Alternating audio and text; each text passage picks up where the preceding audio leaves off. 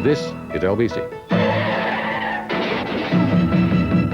And a very good afternoon to you. Welcome to the Pete Murray Show in this first hour. It's Petline. You know my dog, Peppy, so Yes. do you think I ought to get a coat for him? I think if he looks as though he's shivering or showing signs of the cold, it's something to consider Yes. as they get older. It's the same with our geriatrics. Yes, I know. Well, don't look at me like that. Jessica, thank you for your call, and I sincerely hope somebody... The magic of Luxembourg was that it was illegal, and people thought they were being very naughty. A number of people I've heard, I mean, Tony Blackburn used to listen to me at school. Horrific thought. I even supposedly inspired him into his broadcasting career, which again is a pretty horrific thought. Yes, he used to listen to me at school under the bedclothes. That's another horrific thought. My real love of Herr Luxembourg began when my father, who was working part of the time in the Far East, came back from Japan in 1961. It was the week that Surrender was top of the charts, I remember. And he brought back 2 little transistor radios for my brother and me. And these were perfect for listening to under the bedclothes, because radios, of course, were banned, and everybody else, including us, had been smuggling in these enormous radios into the dorm, which were always being nabbed. But these little radios were terrific, and you had a little earphone. And it picked up Luxembourg extraordinarily well. And it was just terrific hearing all these pop records that you didn't really hear on the BBC. And if you were at boarding school, it was even harder to hear them, because when the BBC did play them, you were usually in chapel or playing football or something. So Luxembourg was an absolute lifeline, educated me in the wonderful world of pop. So I had a deal that I struck with prefects in boarding schools that for the period of the Teen and 20 Disc Club, there was an amnesty where you could listen to the programme providing you had your tranny under the bedclothes and didn't disturb anybody else. So I then formed what I call the Under the Bedclothes Club. And my mother, God rest her soul, the Duchess, was mortified one time when an exceptionally dolly young lady rushed up to her and said, "Oh, Mrs. Saville, I'm in bed with Jimmy every Wednesday night, you know." And the Duchess went, "What's..."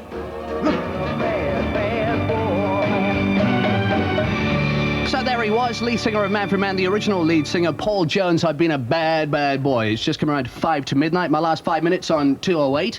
I'm looking forward very much to seeing Stuart Henry, one of my heroes, with his wife, Ollie, who's very much a heroine. He's not getting out very much anymore.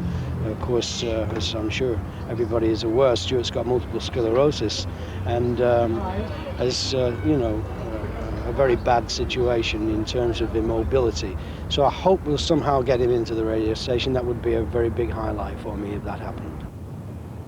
He lost his job at Radio 1, so we gave him a job here at Luxembourg. Very happy to have him because he was like a household name.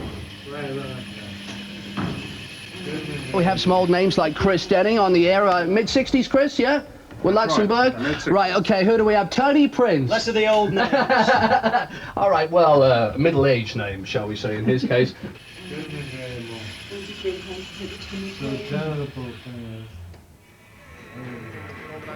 Do this as quickly as we can, everybody, please, because we've got something going on here that I really wouldn't like to get interrupted, so as quickly as you can. Hello there, is this Andy Raymond?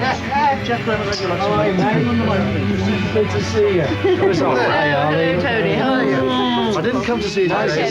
So, we're marking the end of 208, 1440, but we're looking ahead to the future on the Astra satellite in stereo. When people began calling me long, long ago now, the first disc jockey on Luxembourg, I didn't know what they were talking about to begin with. And then when I heard a disc jockey or two, I realized that what they did usually was to link 2 sides of a gramophone record or 2 different records with a whole lot of inconsequential chat, which might be quite amusing, but didn't mean anything. It's a national program from London.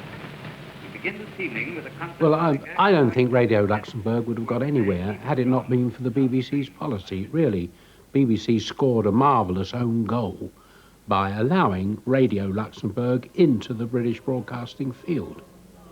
And it did that because of its Sunday programme policy, which had been Reith's policy right from the beginning. The heavens declare the glory of God, and the firmament showeth his handiwork. In 1927, Lord Reith became the Director General of the new British Broadcasting Corporation. He was, of course, the son of a very austere Presbyterian minister, and this was reflected in the programme policy of the BBC. That is a policy of treating Sunday as a different day from all the others. And that on that day, one should devote oneself primarily to religious feelings and not to frivolous entertainment, considered by some people as sinful, you know, and couldn't be allowed. So, what did they do? They tuned to Luxembourg. Well, wouldn't you? I mean, it's obvious, isn't it? All day I simply say tune in. Tune in, tune in. I was the first Briton ever to announce, this is Radio Luxembourg. Sunday, the 3rd of December, 1933. Quite a while ago. You were the son of a clergyman. I was indeed. Did you not feel any guilt about this? No. I felt no guilt at all. And nor did my father. He didn't mind. He thought it was rather funny too. When I was very young, I listened to it early Sunday morning. But that was because my family liked to hear it, and it was on all the time. And one thing they didn't want to do was go over to the BBC for what they used to say, all those church service and piss-pot music. They meant chamber music.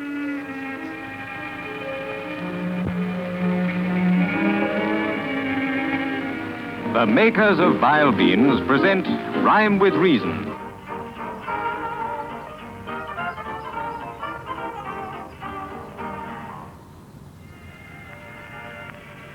Hello, everyone.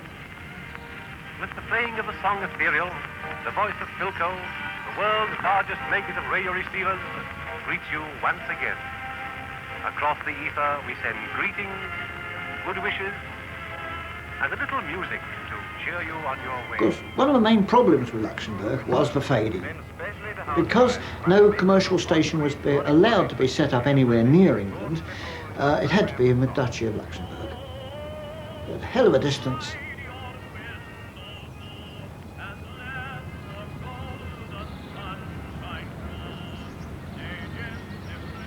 Germany calling, Germany calling, Germany calling. Here are the Reichsender Amboy, Station Bremen and Station... The British Ministry of Misinformation has been conducting a systematic campaign of frightening British women and girls about the danger of being injured by splinters from German bombs. Lord Hall, William Joyce, he was a local man, lived over in Dulwich Village. He sympathised with Germans, and he wanted to get into broadcasting. He probably couldn't do it over here, so he tried with Germans, and they were very pleased to accept him as a broadcaster. And he broadcast from the old Luxembourg transmitter, which the Germans had took over when they overrun the Duchy of Luxembourg.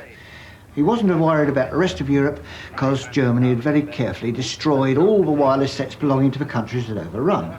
It was their principle to kill all their radio sets. If you're caught listening to radio, you could be shot. Indeed, Mr. Churchill, with quite unusual frankness, admitted that the military results of the Belgian capitulation would be very grave.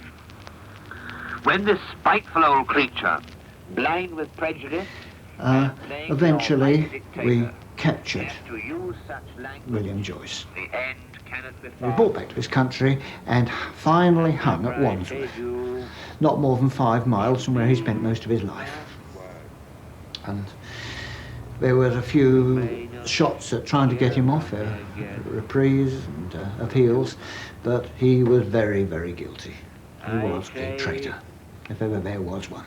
Es lebe Deutschland, and farewell. Somebody met me in Selfridges one day and said, "Good God, I thought you were dead." I'd like to introduce myself to you. I'm Stephen Williams' wife. Are you really? Now then, how about that? A lot younger than he is. There you go.